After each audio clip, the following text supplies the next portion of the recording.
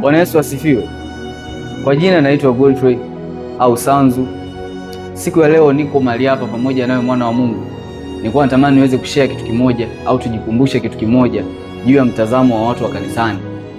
Ya kwamba maybe na wewe mwenyewe umeshakutana na hiki kitu au umeshawahi kuobserve ya kwamba watu wengi tumekuwa tukitegemea ya kwamba kanisani ni mahali ambapo tunakutana na perfect people, but unapokuwa ukifika kanisani afu ukaona mambo ya watu wa kanisani, sometimes unakuwa disappointed. Nataka nikukumbushe kitu kimoja mwana wa Mungu, ili kikutie nguvu wakati wote na wewe mwenyewe ujue kabisa kusema kwamba uko sehemu sahihi hata katika hayo yote, kwamba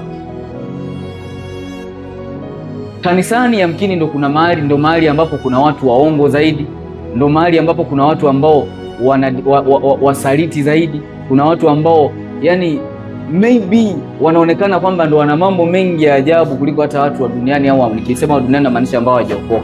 Sasa kwa ajili ya hayo yote, don't be disappointed, ila kitu kimoja tu ukifahamu ya kwamba church is like an hospital, is a hospital of heaven on earth. Church is a place that God is trying to show his hospitality as an extension from heaven on earth.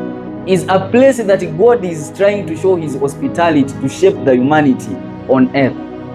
So utakapokuwa ukiona mahali kanisani kuna tabia nyingi za ovyo, wewe jua tukisema kwamba ndio wamekusanywa na Bwana ili warekebishwe, ili wawekwe katika namna ambayo inampendeza Mungu. Wapo katika mchakato, wanapitia mchakato. Sasa don't be disappointed, you just take it easy, na moyoni mwako mfurahie tu Bwana, kusema kwamba okay, basi kama jinsi ambavyo mimi nina changamoto zangu ambazo nyingi siwezi kuziacha, au wakati mwingine zinakuwa ni ngumu, napambana nazo, namuomba na msii Mungu, basi yamkini hao ninaowaona na wao pia hizo ndio za kwao, ndio maana wako mahali hapa. When you have that mindset, you will love your neighbor, you will love your brother, you will love your sister, and God shall bless you. But remember this, church is an extension of God's hospitality from the heavens on earth. It is a place that God is doing surgeries in the hearts, in the minds, in the attitudes, behaviors of men. It is a place that the humanity is shaped according to the will of God. So don't be disappointed, don't be shifted in mind in any way. So be blessed, and may the Lord bless you. Shalom.